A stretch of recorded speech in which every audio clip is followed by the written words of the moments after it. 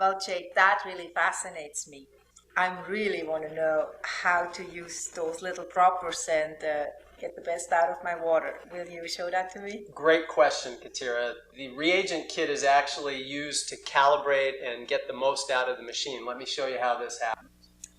Okay, let's have some fun. Let's learn how to test the pH with the reagent kit. Let's start by opening the bag and seeing what's inside. First, you'll notice you have the bottle of reagent drops. Then you've got a little vial to test the water in. You got a fuse. We provide an extra fuse. You want to put that somewhere safe where you'll be able to find it in the event you need to replace your fuse. And finally, we have the pH color chart. Now I want to note that the colors you're never going to really hit the colors exactly. This is an approximation of the colors on the pH scale.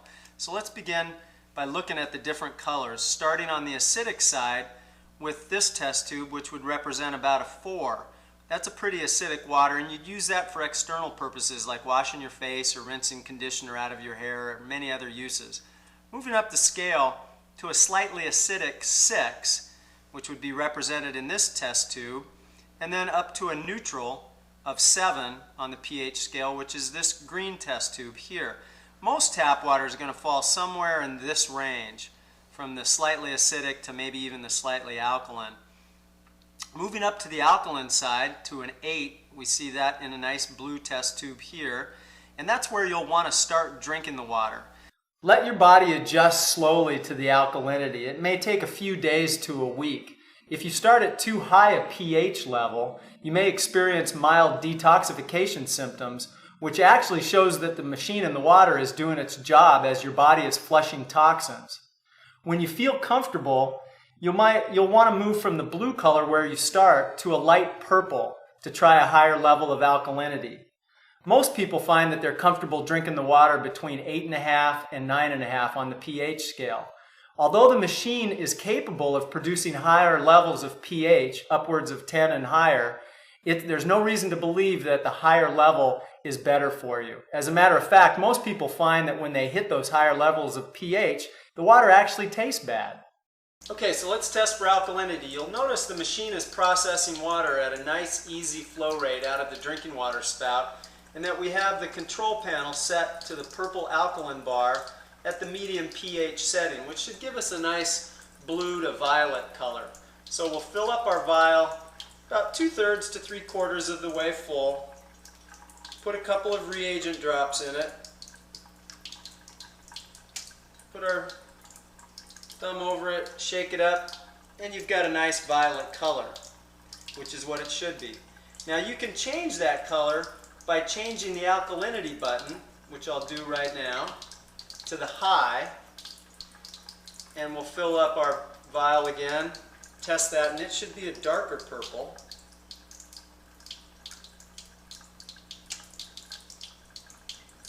Which you see here. Now I want to show you how you can fine-tune the machine using your faucet by controlling the rate at which the water processes through the machine. The faster the water processes through the machine, the less ionization and the lower level of alkalinity you'll receive. Let me demonstrate. So now we have a nice easy flow rate coming out.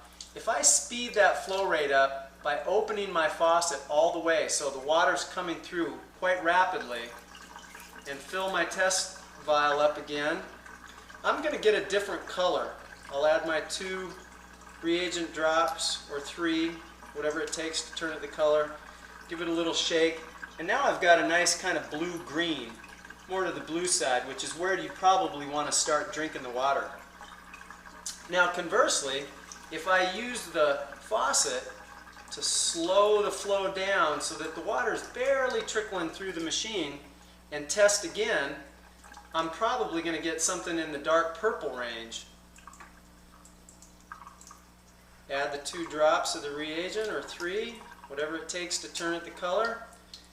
Shake it up, and now you've got a nice dark purple. So I did that without changing any alkalinity settings, but by simply using the flow control of the faucet to control how fast the water processes through the machine.